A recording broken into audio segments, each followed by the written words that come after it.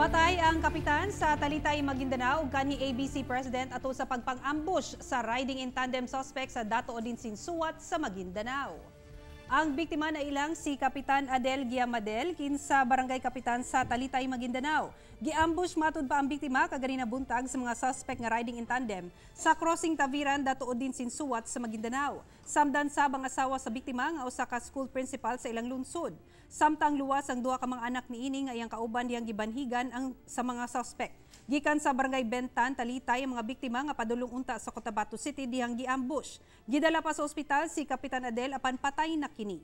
Matud sa Dato Odinsin Suwat Police, rido ang gingong motibo sa pagpang-ambush. Nailhan ang mga lugar sa dagkong raid sa NPA ug PDEA ug PNP.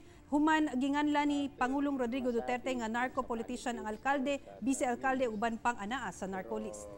Lagay ko kasi dyan pagdating sa area, sikat talaga dyan sa drugs activities. So, either sa politics or sa drug activities ba, hindi rin natin ito matansya talaga. Pero inaano, kaya inikayat namin na yung immediate family, kung makapagsalita na yung asawa na sana kung kilala nila ang gunman talaga, or meron silang lead na makipagtulungan sa amin para at least mabigyan natin ng justice yung victim.